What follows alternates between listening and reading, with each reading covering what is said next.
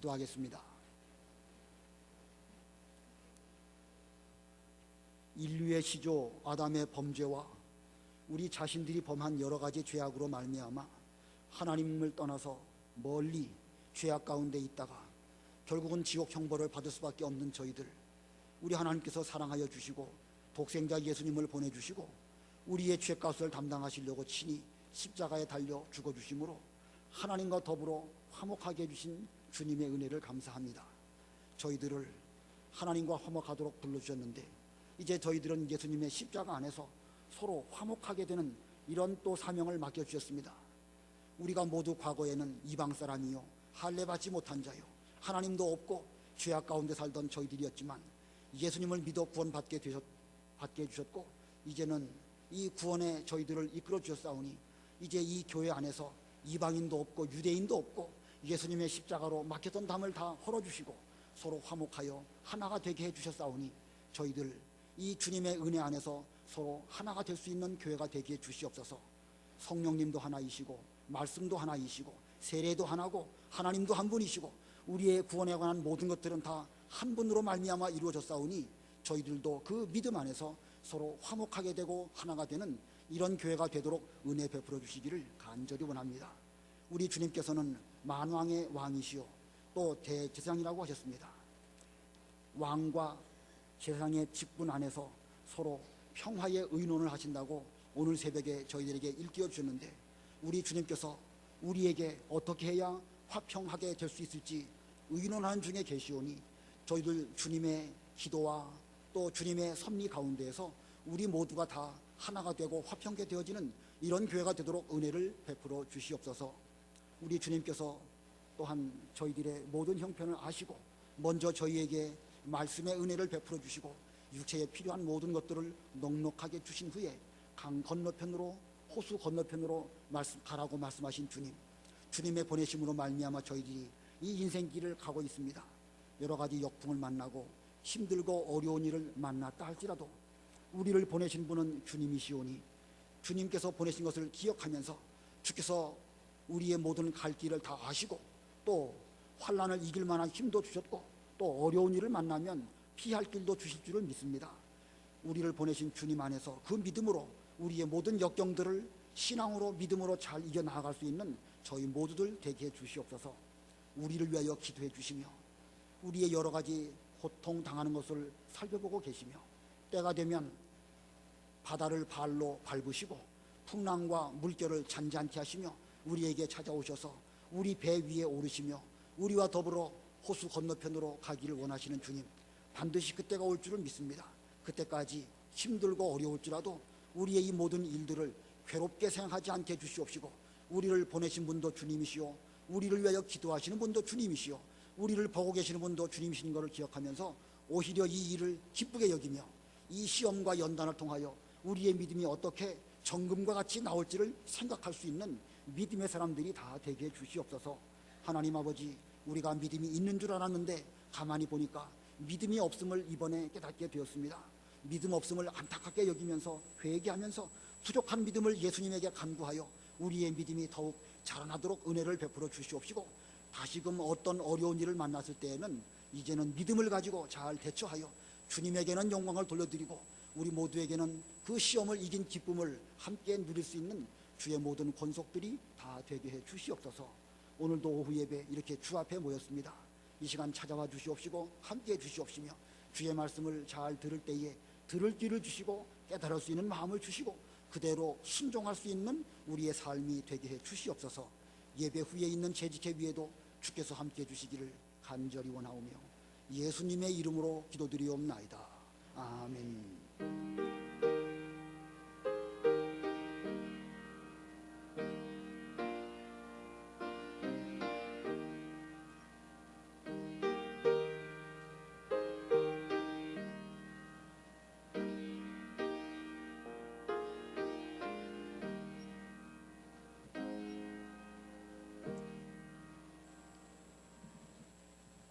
하나님의 말씀은 열왕기상 12장 1절입니다.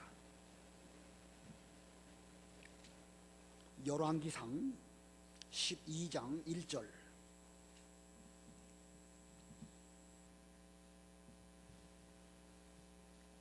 15절까지 봉독하겠습니다.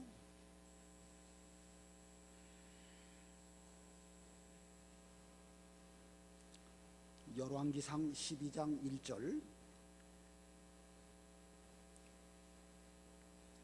르호보암이 세겜으로 갔으니 온 이스라엘이 그를 왕으로 세우려고 세겜에 이르렀기 때문이다. 느밧의 아들 여로보암이 아직 이집트에 있을 때에 이 소식을 들었다. 여로보암은 솔로몬 왕의 얼굴을 피해 이집트로 도망가서 머물고 있었는데 무리가 사람을 보내어 그를 불러왔다. 여로보암과 온 이스라엘 회중이 르호보암에게 와서 말하기를 왕의 아버지가 우리의 멍에를 무겁게 하였으나 이제 왕께서 왕의 아버지가 시킨 힘든 부역과 우리에게 씌운 무거운 멍에를 가볍게 해 주십시오. 그러면 우리가 왕을 섬기겠습니다 하니 르호보암이 그들에게 말하기를 너희는 갔다가 3일 후에 다시 내게로 와라 하므로 백성들이 물러갔다. 르호보암 왕이 그의 아버지 솔로몬이 생존했을 때에 그를 섬겼던 원로들과 함께 의논하며 묻기를 여러분들은 이 백성에게 어떻게 대답하라고 조언하겠습니까 하니 그들이 그에게 말하기를 만일 오늘 왕께서 이 백성의 종이 되어 그들을 섬기고 그들에게 선한 말로 대답하신다면 그들이 평생 왕의 종이 될 것입니다 하였다. 그러나 그는 원로들이 해준 조언을 버리고 자기와 함께 자라나 자기 앞에서 받들고 있는 젊은이들과 의논하며 그들에게 말하였다. 이 백성이 말하기를 왕의 아버지가 우리에게 씌운 멍에를 가볍게 해 주십시오라고 하는데 우리가 답변하도록 너희는 어떤 조언을 하겠느냐? 그와 함께 자라난 젊은이들이 말하였다. 그들이 말하기를 왕의 아버지께서 우리의 멍에를 무겁게 하였으나 왕은 우리를 위하여 가볍게 해 주십시오라고 하니 이 백성에게 왕께서 말씀하시기를 내 새끼손가락이 내 아버지의 허리보다 굵으니 내 아버지께서 너희에게 무거운 멍에를 씌우셨으나 이제 나는 너희 멍에를 더욱 무겁게 하고 내 아버지께서는 너희를 채찍으로 하셨으나 나는 너희를 전갈로 징계할 것이다 하십시오. 왕이 말하기를 3일 후에 내게 다시 와라 하였으므로 3일 후에 여로보암과 온 백성이 르호보암에게 오니 왕이 백성들에게 거칠게 대답하여 원로들이 그에게 해준 조언을 저버리고 젊은이들의 조언을 따라 그들에게 말하기를 내 아버지께서 너희 멍에를 무겁게 하셨으나 나는 너희 멍에를 더욱 무겁게 하고 내 아버지께서는 너희를 채찍으로 징계하셨으나 나는 너희를 전갈로 징계할 것이다 하였다. 이같이 왕이 백성의 말을 들어주지 않았다. 이 일이 여호와께로부터 말미암았으니 여호와께서 실로 사람 아히야를 통해 느밧의 아들 여로보암에게 하신 말씀을 이루시기 위한 것이었다. 거기까지 봉독하겠습니다. 오늘 본문의 내용은 르호보암이 그 나라 정치를 잘 못함으로 말미암아 결국은 이 하나님의 나라 이스라엘이 둘로 쪼개지는 계기가 된 그런 내용입니다. 그래서 오늘 말씀 제목은 르호보암 왕의 실정, 르호보암 왕의 실정이라는 제목입니다. 우리가 이 앞부분에서 솔로몬에 대해서 길게 배웠는데 솔로몬은 하나님으로부터 전무후무한 그런 지혜를 받은 사람입니다. 이런 큰 지혜를 받은 솔로몬이었지만 그는 노후에 어리석음에 빠져가지고 이방 여인들을 많이 취하고 결과적으로 우상 숭배하는 죄를 지었을 뿐만 아니라 자기 그 아내된 여러 사람들에게도 그런 죄를 저지르게 만들었고 솔로몬 이후에 거의 300년 동안, 물론 그 이후에도 영향을 끼쳤을 것입니다. 300년 동안이나 그가 그 예루살렘에 세워놓은 그 우상 산당들, 그런 것들의 영향을 많이 받게 되었던 것입니다. 그러므로 우리 인간 최고의 지혜자라 할지라도 죄를 이기지 못하게 되었음을 보여주는 것입니다. 솔로몬은 우리 인간들 중에서는 전무후무한 최고의 지혜를 갖고 있는 사람이지만 그 역시도 죄 앞에서는 어쩔 수 없는 하나의 나약한 인간일 뿐입니다. 우리 인간의 지혜로는 결코 죄를 이길 수 없음을 보여주었고 우리가 죄를 이길 수 있는 방법은 믿음 외에는 없음을 성경이 우리에게 보여줍니다. 그러므로 지혜보다 더 힘있고 지혜보다 더 우리에게 필요한 것은 바로 믿음인 것입니다. 믿음이 더 귀한 것입니다. 자, 이 솔로몬은 그 잠언, 전도서, 아가서 이런 성경들을 기록했는데, 이 아가서는 젊었을 때 기록한 성경으로 보고, 또 이 잠언은 그 이후에 중년쯤 되었을 때 기록한 것으로 보여지고, 전도서는 노년에 기록한 성경으로 보여집니다. 이 열왕기 상이나 역대 하에 나타나 있는 솔로몬의 행적들은 그가 이 나중에 이렇게 이방 우상을 섬기는 그런 죄를 저질렀는데, 그가 노년에 돌아와서 회개하고 하나님을 잘 섬겼다는 그런 기록은 역사적으로는 성경에 없습니다. 그러나 전도서, 솔로몬이 기록한 전도서를 볼 때에 그가 인생을 다 살고 나중에 가가지고 인생이 얼마나 허무한지 깨닫게 되었고, 하나님을 경외하는 것이야말로 최고의 지혜라는 사실을 깨닫고 그는 전도서를 통해서 우리에게 귀중한 교훈을 남겨주고 있습니다. 정확하게는 알 수 없지만 이 솔로몬은 이렇게 노년에 회개하고 하나님을 더 잘 섬기는 그런 길로 걸어간 이런 인물로 해석하는 것이 이 성경학자들의 해석입니다. 자, 그러면 솔로몬이 이렇게 잠언, 전도서, 아가서를 남겼는데 그 외에 솔로몬은 또 뭘 남겼을까? 솔로몬은 얼마나 많은 자녀들을 남겼을까요? 부인을 1000명씩이나 두었으니까 뭐 그 이상 많은 자녀를 두었을 것이라고 여겨지는데, 성경에는 르호보암 외에는 솔로몬의 자녀가 누구다라고 기록한 말씀이 없습니다. 또 이 르호보암도 어리석기가 짝이 없는 그런 인물입니다. 이거 보면 인생이 얼마나 허망한지 알 수가 있죠. 또 지혜는 유전되는 것이 아님을 보여줍니다. 아버지가 솔로몬처럼 훌륭한 지혜의 사람이라 할지라도 그 아들은 어리석을 수 있다는 것을 성경이 우리에게 보여주는 것입니다. 그러므로 지혜는 유전되는 것이 아니고 올바른 지혜는 어떤 그 양육되어지는 것이고 어떤 환경을 통해서 만들어져 나가는 것입니다. 또 지혜라는 것이 이 머리 좋은 것만이 지혜가 아닙니다. 지혜라는 것은 복합적인 것이죠. 우리 사람이 살아가다 보면은요, 학교 공부 잘한 사람 치고 또 나중에 뭐 세상적으로도 성공한 사람, 물론 공부 잘하면 성공합니다. 그건 원칙이에요. 그러나 일반적으로 보았을 때에 공부 잘한 사람은 어느 회사의 직원으로 열심히 노력하지만 공부 못하고 잘 어울리고 사람 사귀는 거 좋아하고 이런 사람이 사장도 되고 뭐 이런 거 봅니다. 그런 거 볼 때에 올바른 지혜가 무엇이냐? 공부 잘하고 머리 좋은 것이 지혜가 아닙니다. 그것만이 지혜가 아닙니다. 좋은 지혜는 상대방의 마음을 편안하게 해주고 상대방의 감정을 잘 이해하고 그리고 또 상황을 잘 인식하고 자기 마음을 잘 다스리고, 그래서 어떤 어려운 일을 만나도 거기에서 헤쳐나갈 수 있는 이런 마음가짐 혹은 잘 참는 것, 이런 모든 것들이 복합적으로 지혜라고 말할 수가 있습니다. 그런 면으로 보았을 때에 이 솔로몬의 지혜가 르호보암에게는 유전되지 않았다. 자, 아무튼 이 지혜로운 솔로몬에게는 어리석은 르호보암이라고 하는 아들 하나가 있었고, 이 르호보암의 실정으로 이스라엘 나라는 분열되고 말았습니다. 그래서 오늘 제목이 르호보암 왕의 실정입니다. 이 실정은 어떻게 진행되었는가? 4가지 대지로 본문을 전하겠습니다. 그 중에 첫 번째는 백성들의 요청 1절로 5절입니다. 먼저 1절 보겠습니다. 르호보암이 세겜으로 갔으니 온 이스라엘이 그를 왕으로 세우려고 세겜에 이르렀기 때문이다. 자, 이스라엘 백성들이 르호보암을 왕으로 세우려고 했는데 왕으로 세우기 위해서 세겜으로 모였습니다.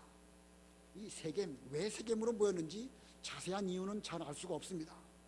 이 세겜이라는 그 도시는 이스라엘 가나안 땅의 정중앙에 위치하고 있습니다.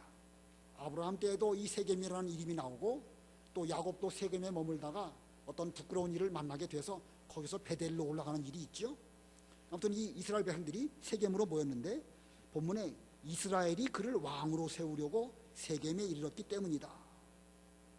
여기서 말하는 이스라엘은 12지파 전체를 가리키는 이스라엘이라기보다는 북쪽 10지파 이스라엘을 가리키는 말입니다. 이미 앞부분에서 보면 다윗이 왕 될 그 즈음에도 다윗이 먼저 남쪽 유다에서 헤브론에서 먼저 7년 동안 왕 되었죠. 그리고 북쪽 열 지파는 처음부터 다윗을 왕으로 받아들이지 않다가 시간이 지나서 다윗을 왕으로 받아들입니다. 그리고 보면 다윗 왕 때에도 남쪽 유다와 북쪽 이스라엘은 어느 정도 지역적인 구별이 있었던 것입니다. 자, 이 다윗은 통치 초기에도 남쪽 유다에서만 왕으로 휴대되었던 것을 보면 알 수 있고, 또 그 외에도 건국 초기부터 유다와 이스라엘은 이렇게 지방색, 지역적인 구별 이런 것이 있었습니다. 뭐 좋은 건 아니죠. 좋은 건 아니지만 인간이 사는 이 세계에는 이런 일들이 있을 수 있습니다. 그런데 이런 일들이 이 교회나 하나님의 나라에는 있어서는 안 될 것입니다. 그렇게 구별되어지면 결국은 그것은 당짓는 것이 되어버리는 것이고 결국은 어떤 분열의 계기가 될 수가 있습니다. 자, 그러나 이런 현실은 항상 우리에게 있다는 사실을 기억해야 됩니다. 오늘 본문에 보면 이 르호보암이 왕 되고자 하는 이 시점에 북이스라엘 열 지파가 처음부터 르호보암을 왕을 세울 수 없다 배척한 건 아니에요. 왜냐하면 1절에도 이스라엘이 그를 왕으로 세우려고 세겜에 이르렀기 때문이다. 왕 세우려고 온 것이지 르호보암을 깎아내리기 위해서 처음부터 그렇게 하고 온 건 아닙니다. 근데 결과적으로는 그런 식으로 가게 된 것이죠. 2절 봅니다. 2절, 느밧의 아들 여로보암이 아직 이집트에 있을 때에 이 소식을 들었다. 여로보암은 솔로몬 왕의 얼굴을 피해 이집트로 도망가서 머물고 있었는데 무리가 사람을 보내어 그를 불러왔다. 여로보암과 온 이스라엘 회중이 르호보암에게 와서 말하기를, 이 여로보암이라는 사람, 여러분 오래 믿으신 분들은 여로보암과 르호보암 분명히 구별이 되시죠? 근데 처음은 이제 그 말이 이름이 헷갈려요. 비슷하니까. 여로보암은 그 왕이 아니에요. 그 르호보암이 이 솔로몬의 아들입니다. 솔로몬의 아들 르호보암이 왕 되려고 할 그 즈음에 여로보암이라는 사람이 있었는데 그 여로보암이라는 사람은 그 에브라임 지파 사람이고 또 여러 가지 일들을 유능하게 잘하는 그런 용사였습니다. 그런데 이 아히야라고 하는 선지자가 있었는데 아히야라고 하는 선지자가 여로보암에게 찾아와서 자기의 겉옷을 12조각으로 찢고 그 중에 10조각을 여로보암에게 주면서 앞으로 10지파 이스라엘의 10지파를 당신이 취하여서 이제 한 나라를 세울 것이다 이렇게 예언을 했습니다. 이런 예언이 있었을 때에 솔로몬이 그것을 알았는지 그때부터 여로보암을 죽이려고 했습니다. 그래서 그는 애굽으로 피난을 갔었습니다. 한번 보겠습니다. 그 열왕기상 11장 28절부터 제가 읽겠습니다. 11장 28절 11장이에요. 이 사람 여로보암은 능력 있는 용사였으므로 솔로몬이 그 젊은이가 작업하는 것을 보고 그로 하여금 요셉 가문의 모든 부역을 감독하게 하였다. 그 무렵 여로보암이 예루살렘에서 나갈 때에 실로 사람 선지자 아히야가 그를 길에서 만나니 아히야는 새 겉옷을 입고 있었으며 두 사람만 따로 들어있게 되었다. 아히야가 자기가 입은 새 겉옷을 잡아 12조각으로 찢고 여로보암에게 말하였다. 너는 10조각을 취해라. 여호와 이스라엘의 하나님께서 참으로 이렇게 말씀하셨다. 보아라, 내가 왕국을 솔로몬의 손에서 찢어내어 내게 10지파를 줄 것이다. 자, 이런 예언의 말씀이 있었습니다. 그리고 솔로몬이 그를 죽이려고 했습니다. 40절 열왕기상 11장 40절 솔로몬이 여로보암을 죽이려고 찾으니 그가 여로보암이 일어나 이집트로 도망하여 이집트 왕 시삭에게 이르러 솔로몬이 죽을 때까지 이집트에 머물렀다. 여로보암은 솔로몬이 자기를 죽이려고 하는 것을 알고 이집트로 정치적인 망명을 떠나가고 거기서 솔로몬이 죽을 때까지 있었습니다. 자, 그러다가 이제 솔로몬이 죽고 르호보암이 이스라엘의 왕으로 등극하려고 하는 그 즈음에 그 무리들이 사람을 보내가지고 여로보암을 올라오게 합니다. 그것은 여로보암이 여러 가지 유능한 면이 있기 때문에 그를 통해서 르호보암에게 백성들의 요청을 정당하게 주장하게 하려고 이렇게 그를 올라오게 한 것입니다. 자, 그러고 보면 무리의 대표로서 여로보암이 르호보암에게 대하여 여러 가지 요청을 하는 내용이 이제 본문입니다. 본문 4절을 보면 12장 4절 왕의 아버지가 우리의 멍에를 무겁게 하였으나 이제 왕께서 왕의 아버지가 시킨 힘든 부역과 우리에게 씌운 무거운 멍에를 가볍게 해주십시오. 그러면 우리가 왕을 섬기겠습니다. 자, 이 여로보암을 통해서 이제 그 르호보암에게 요구하는 것은 솔로몬 왕 때에 멍에를 무겁게 했기 때문에 우리가 많이 힘들었는데 우리의 멍에를 가볍게 해주신다고 하면 우리가 르호보암 당신을 왕으로 세워서 잘 섬기겠습니다. 이렇게 말한 것입니다. 물론 이 당시에 왕은 세습되는 것입니다. 그러나 세습된다고 해서 무조건 왕 되는 것은 아니고 어느 정도 백성들의 동의가 필요했던 그런 시기입니다. 사울이 왕 될 때에도 10지파가 모여가지고 제비를 뽑아가지고 이제 사울 집안이 뽑히게 되었고 결국 사울이 왕으로 되었습니다.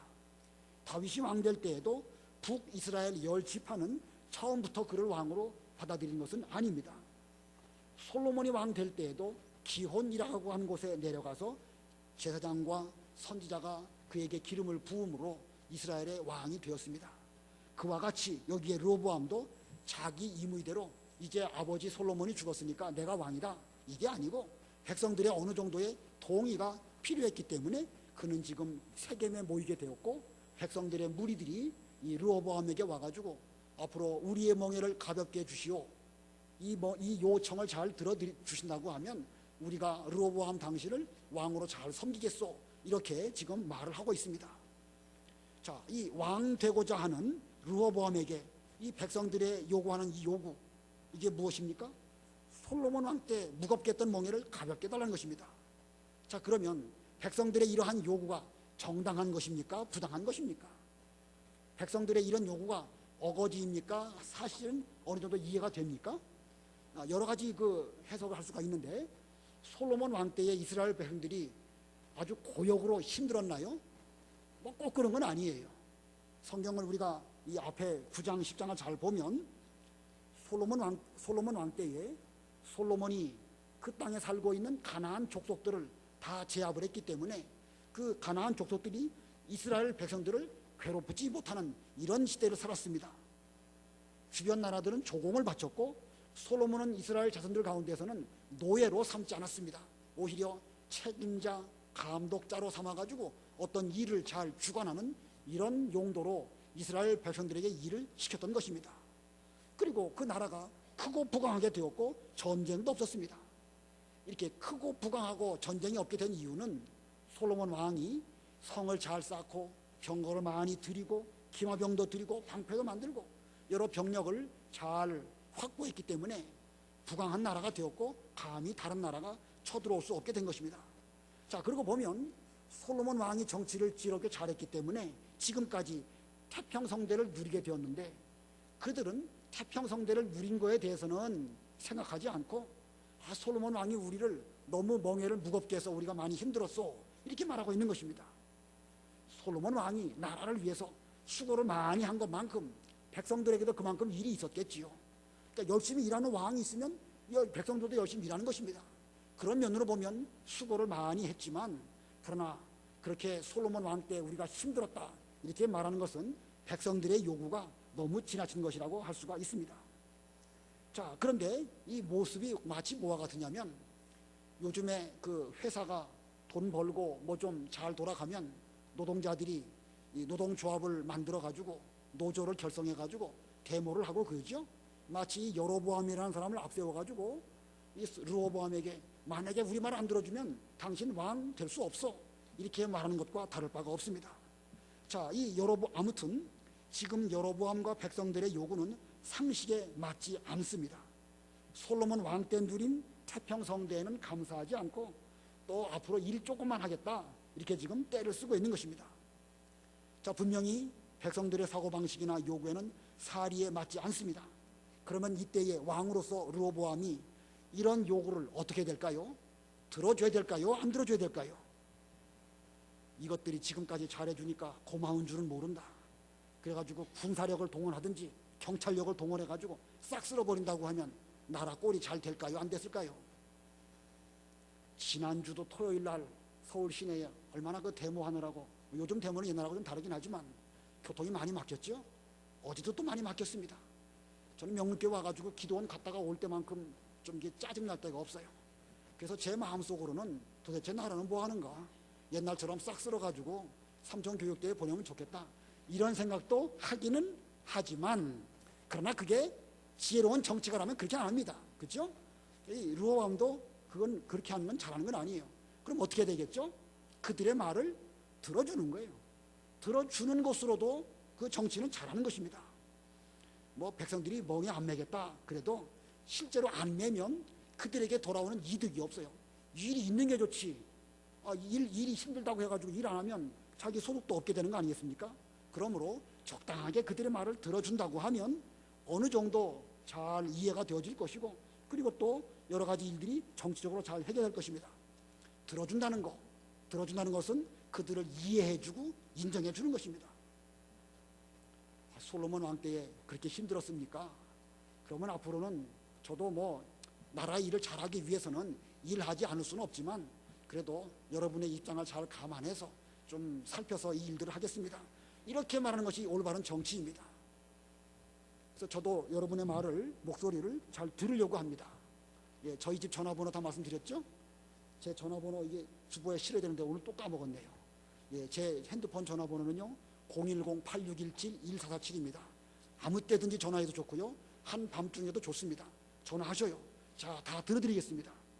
제가 보통 하루에 얼마나 전화를 많이 받는가 세봤더니 한 7통, 8통 받아요. 일반적인 전화 말고 진지하게 뭔가 심각하게 저에게 말씀하시는 전화를 보통 그 정도 받습니다. 한 번씩 전화 받고 나면은요 저도 진이 다 빠져요. 그래도 제가 여러분의 목소리를 들어주는 것이 제가 할 수 있는 최대한의 일이에요. 근데 이 사람의 의견하고 저 사람의 의견하고 서로 상충될 때는 어떻게 해야 되겠죠? 그것도 들어주면 되는 거예요. 들어주면. 해결을 못해줘도 들어드리면 그것으로 충분하게 제 역할을 하는 것은 아닐까 이렇게 생각합니다. 근데 이 르호보암이 백성들의 이런 요청을 들어주기만 했더라도 나라가 쪼개지는 지경까지는 가지 않았을 것입니다. 근데 안 들어줬기 때문에 결국은 문제가 된 것입니다. 본문 5절을 보면 르호보암이 그들에게 말하기를 너희는 갔다가 3일 후에 다시 내게로 와라 하므로 백성들이 물러갔다. 자, 갔다가 3일 후에 다시 와라. 그랬더니 백성들이 물러갔다. 이 물러간 걸 보니까 백성들은 지금 르호보암을 왕 세우기 싫어가지고 의도적으로 그러는 건 아니에요.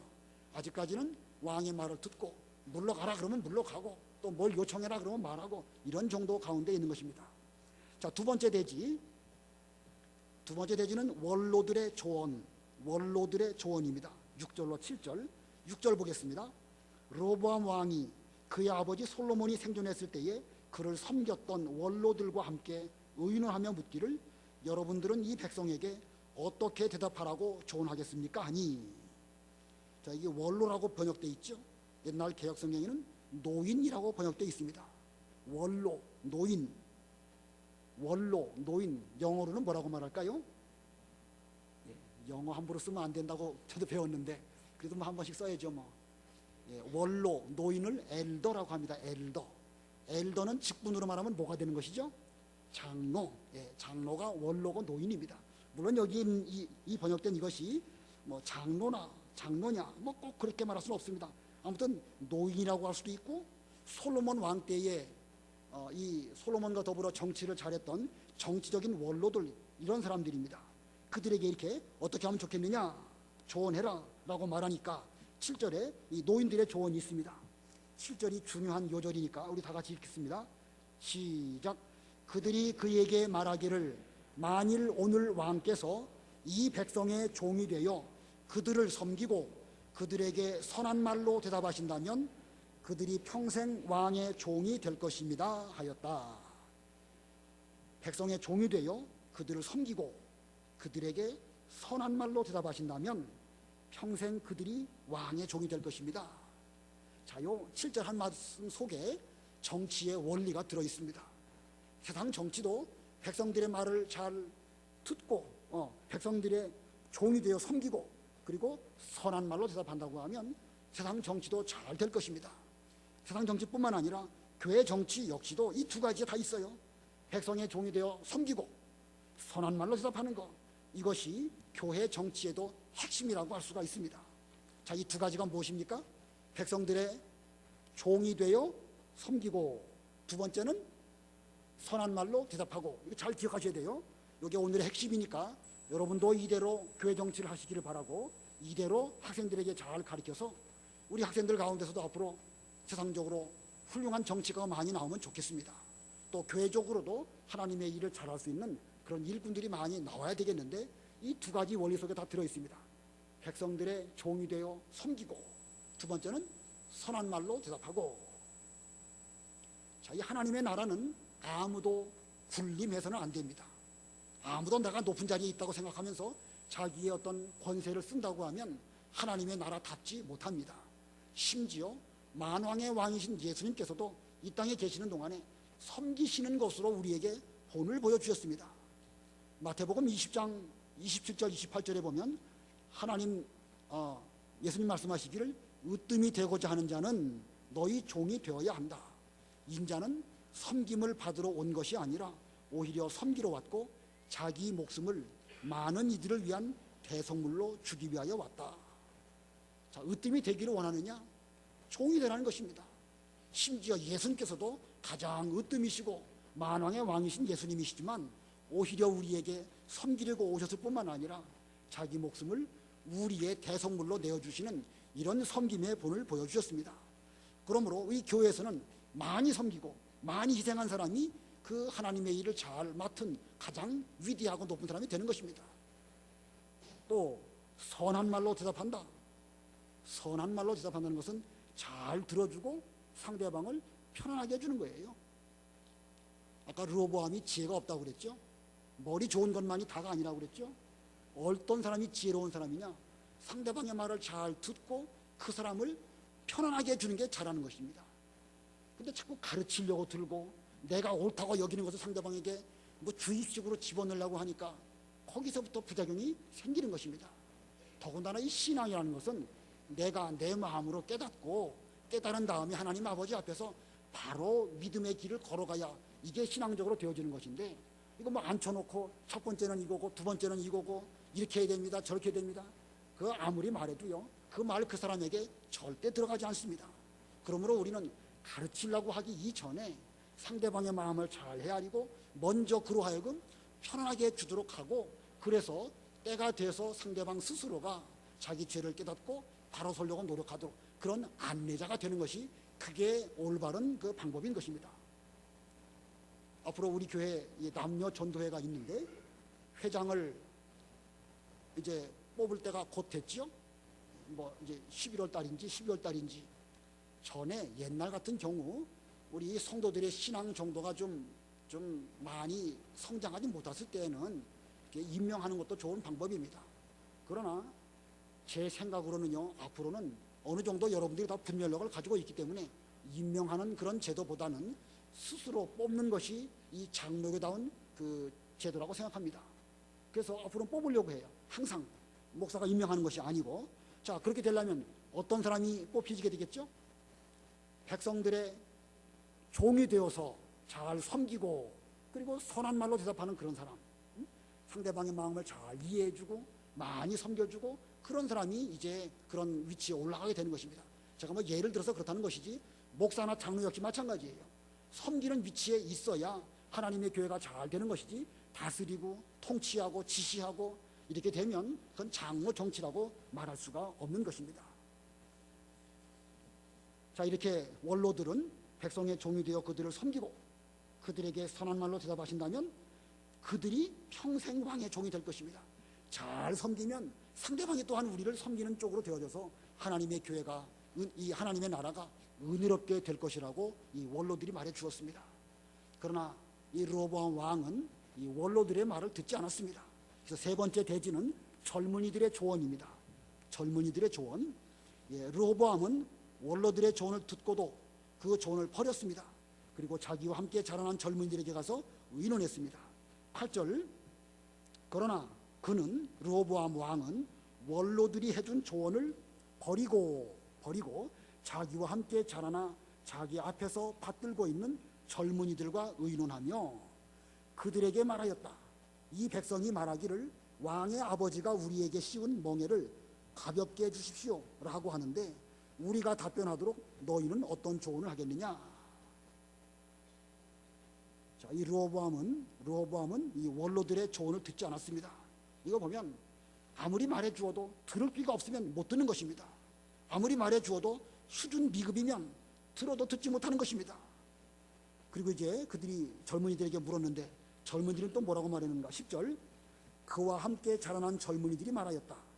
그들이 말하기를 왕의 아버지께서 우리의 멍에를 무겁게 하였으나 왕은 우리를 위하여 가볍게 해주십시오라고 하니 이 백성에게 왕께서 말씀하시기를 내 새끼손가락이 내 아버지의 허리보다 굵으니 내 아버지께서 너희에게 무거운 멍에를 씌우셨으나 이제 나는 너희 멍에를 더욱 무겁게 하고 내 아버지께서는 너희를 채찍으로 징계하셨으나 나는 너희를 전갈로 징계할 것이다 하십시오. 자, 이 젊은이들의 말은 르호보암 왕이 아주 듣기 좋은 말, 아첨하는 이런 말을 한 것입니다.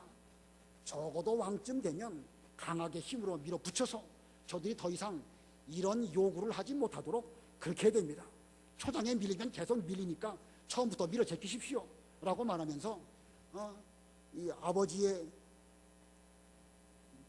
뭐라고 그랬죠? 여기 자기 새끼손가락이 자기 아버지의 허리보다 굵으니 내 아버지께서는 무거운 멍에를 너에게 씌웠지만 나는 더 멍에를 무겁게 하겠다. 아버지는 너희를 채찍으로 징계했지만 나는 너희를 전갈로 징계하겠다. 여러분, 이 표현 보니까 아주 멋있지요? 표현이요 상당히 문학적으로 멋있습니다. 내 새끼손가락이 아버지의 허리보다 굵다. 그러니까 나는 강하게 밀어 제끼겠다. 또 아버지는 너희들을 채찍으로 다스렸지만 나는 너희들을 전갈로 다스리겠다. 멋있는 표현이지만 이런 멋있는 표현이었기 때문에 르호보암의 귀에 쏙 들어왔는지도 몰라요. 그러나 결국 젊은이들의 조언은 어떻게 정치하라는 것이죠? 강압적으로 하라는 거예요. 힘으로 밀어 제끼라는 것입니다. 이것이 바로 억압정치고 공포정치입니다. 이런 정치는 약한 백성들 입장에서는 어느 정도 먹힐 수가 있어요. 뭐 북한의 김정일이라든가 김정은이라든가 이런 정도 어느 정도 먹힐 수도 있죠. 그러나 이 대중 무리 가운데에는요 다 어리석은 게 아닙니다. 지금 그 무리 가운데 누가 있지요? 여로보암이 있습니다. 유능하고 총명하고 여러 가지 그 백성들의 마음을 사고 있는 이런 사람이 그 무리 가운데 있다는 사실입니다. 많은 사람이 있으면은요 어떻게 보면 다 어리석은 양처럼 보일지 몰라도요 그 가운데에는 총명하고 똑똑한 사람이 있기 때문에 이런 공포정치, 억압정치 이런 게 먹히지가 않는 것입니다. 여러분은 장로정치가 어떤 것이 장로정치라고 생각하십니까? 우리는 장로교인데 장로정치가 무엇일까요? 장로가 모든 권한을 가지고 다스리는 정치, 그게 장로정치일까요? 그렇지 않습니다. 이 교회의 정치 형태를 보면 이 교회의 권세가 어디서부터 주어졌다고 해석하느냐, 거기에 따라서 교회의 정치 형태가 달라집니다. 이 교회의 권세는 위로부터 주어진 권세도 있고 또 성도들로부터 말미암은 권세도 있다, 이렇게 해석을 합니다. 그런데 위로부터 주어진 권세만 있다고 주장하는 그런 계통의 교회는 감독 정치를 합니다. 그래서 감리교가 그렇죠. 그건 다 위에서부터 내려오는 거예요. 근데 그들이 말하는 원리도 틀린 말은 아닙니다. 목사가 있으면 그 목사 위에는 노회가 있고 노회 위에는 총회가 있습니다. 또 총회나 노회나 목사가 안수를 받을 때에는 그 이전에 먼저 목사가 되신 그런 분들을 통해서 안수를 받는 것입니다. 이렇게 해서 거슬러 올라가면 제일 먼저 누가 먼저 안수를 했겠죠? 사도들이 했고 그 위로 올라가면 예수님에게 있는 것입니다. 예수님께서 사도들을 세우시고 그들에게 권한을 주시고 이제 땅끝까지 이르러 내 복음을 전하라, 이렇게 말씀하십니다. 그러므로 위로부터 오는 권세라는 것은 예수님에게로부터 기인되는 그런 권세를 가리킵니다. 근데 성경에는요 그 위로부터 오는 권세만 있는 게 아니에요. 성도들에게 대해서도 너희들에게 그 교회를 다스릴 만한 그런 힘이 없느냐? 왜 그렇게 어리석게 생각해서 하나님의 교회를 잘 다스리지 못했느냐? 이런 책망의 말이 이 고린도서에 있습니다. 그거 보면 일반 회중들에게도 하나님께서는 권세를 주셔서 회중으로 하여금 어떤 교회를 잘 세워나가도록 이렇게 말씀하셨습니다. 그럼 이 두 가지 권세가 있는 거예요. 그러나 회중에게만 권세가 있다, 이렇게 말하는 정치, 그게 무슨 정치죠? 회중 정치라고 하는 것이고, 회중 정치의 대표적인 교단이 침례교입니다. 자, 감리교, 침례교, 위로부터 오는 권세만 주장하는 데는 감리교고, 회중에게로부터 권세가 있다라고 그것만 주장하는 그런 것은 침례교입니다. 그러나 장로교는 위로부터 오는 권세도 있고 또 성도들로부터 주어지는 권세도 있다. 이것이 장로 정치입니다. 그래서 이 장로 정치는 섬기는 정치예요. 위로는 누구를 섬기지요? 하나님을 섬기고 밑으로는 또 누구를 섬깁니까?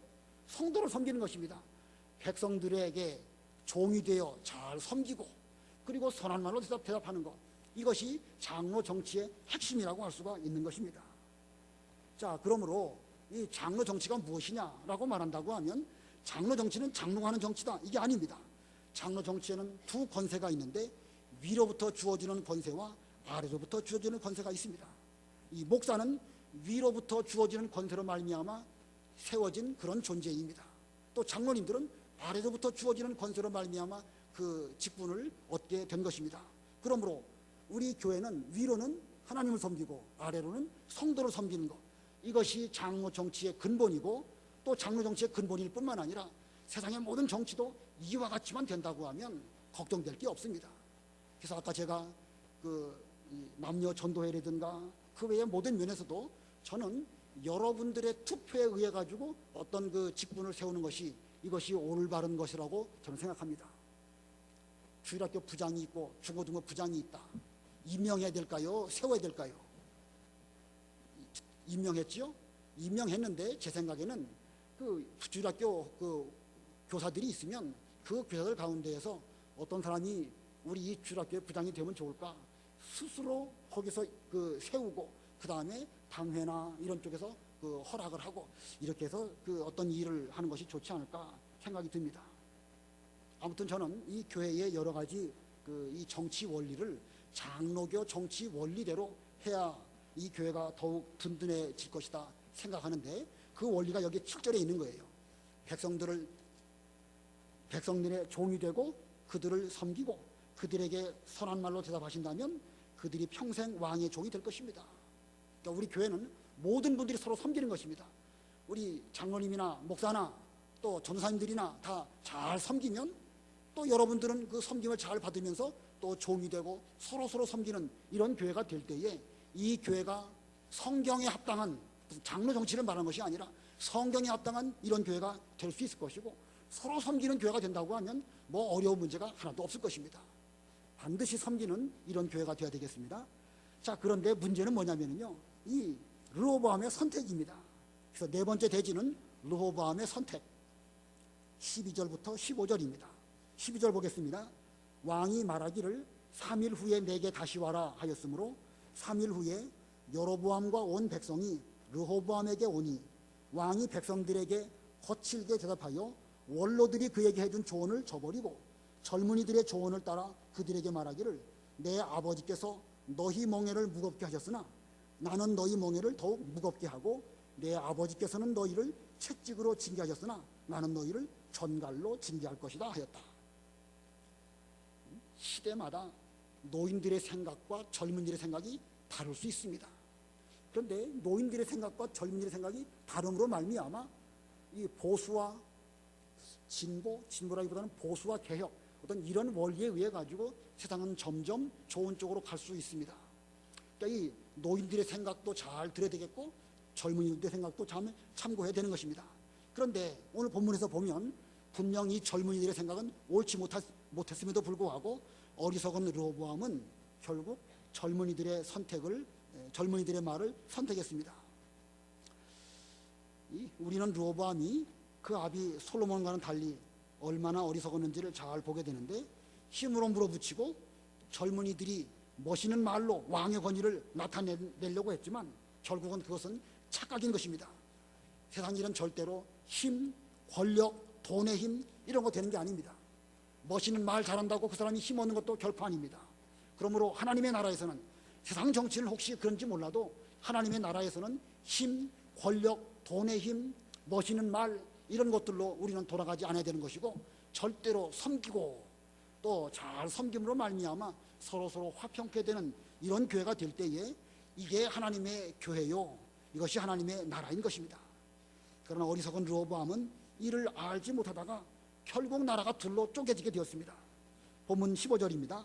이와 같이 르호보암 왕이 백성의 말을 들어주지 않았다.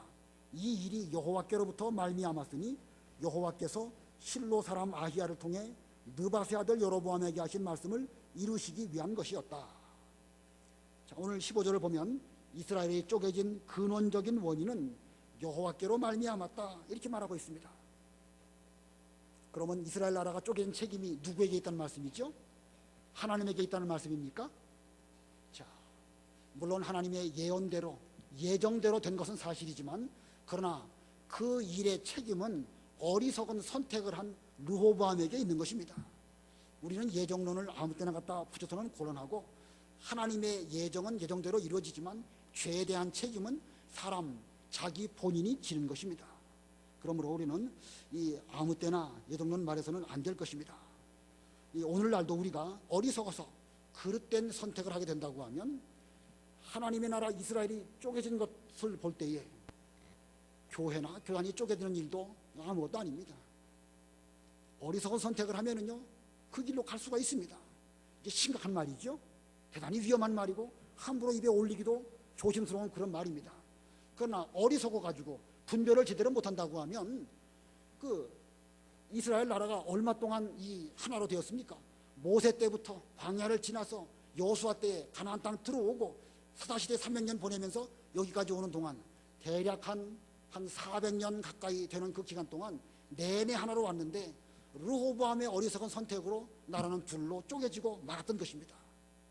자, 이거 잘 생각해 보면 우리는 어떤 길을 걸어가고 어떤 선택을 해야 될 것이냐, 섬기는 그런 길로 갈 것이냐, 강하게 밀어제끼는 쪽으로 갈 것이냐, 잘 생각해 보시고 올바른 선택을 하셔서 우리 교회만큼은 서로 섬기는 교회가 될지언정 나누어지고 그 나눠지는 틈으로 점점 쪼개져서 나중에는 두 쪽으로 쫙 쪼개지는 이런 어리석은 길은 걸어가지 않도록 우리 항상 조심하는 우리 모두들이 다 되시기를 바랍니다. 기도하겠습니다.